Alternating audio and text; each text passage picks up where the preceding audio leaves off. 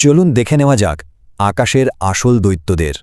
একটা বিমান কি আসলেই 10তলা বিল্ডিংয়ের সমান উঁচু হতে পারে? চলুন দেখি।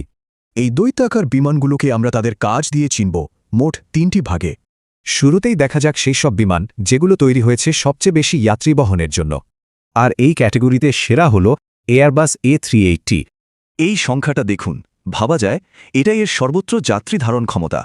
মানে একটা গোটা ট্রেনের থেকেও বেশি লোক ধরে এই একটা প্লেনে। আর হ্যাঁ, এটা লম্বায় প্রায় 236 ফিট, মানে একটা 10তলা বিল্ডিংয়ের সমান উঁচু। এবার আসা যাক সেই সব বিমানে যা মানুষ নয় বরং বিশাল সব কার্গো বহন করে। কিছু বিমান তো বানানোই হয় বিশেষ কাজে, যেমন ধরুন অন্য বিমান তৈরির পার্টস বয়ে নিয়ে যেতে।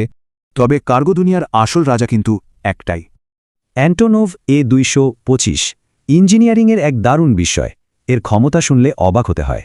এর বিশাল ওজন সামলানোর জন্য চাকা আছে 32টা। এই ডানাগুলো লম্বায় 290 ফুট, যা কিনা প্লেনটার নিজে দৈর্ঘ্যের থেকেও বেশি। আর এর মালামাল নেওয়ার ক্ষমতা মাথা ঘুরিয়ে দেওয়ার মতো, প্রায় 640 টন। ভাবুন তো, এর মানে হলো একসাথে প্রায় 10টা যুদ্ধ ট্যাঙ্ক আকাশে উড়িয়ে নিয়ে যাওয়া। সব শেষে চলুন দেখি সামরিক কাজে ব্যবহৃত হয় এমন কিছু বিশাল বিমান। এই বিমানগুলোর কাজ দুটো, কিন্তু দুটোই খুব গুরুত্বপূর্ণ: বোমাবর্ষণ আর পরিবহন। যেমন C5 গ্যালাক্সি, একটা উড়ন্ত গুদাম, সারা বিশ্বে ভারী সরঞ্জাম পৌঁছে দেয়। আর আছে কিংবদন্তি বোমারু বিমান B-52, 8টা ইঞ্জিন দিয়ে বিশাল পেলোড নিয়ে উড়ে যায়। তাহলে আমরা কি দেখলাম? যাত্রী, কার্গো বা সামরিক শক্তি, প্রত্যেকটারই আছে বিশেষ কাজ।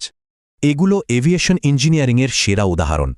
এখন প্রশ্ন হল, ভবিষ্যতের বিমানগুলো কেমন হবে?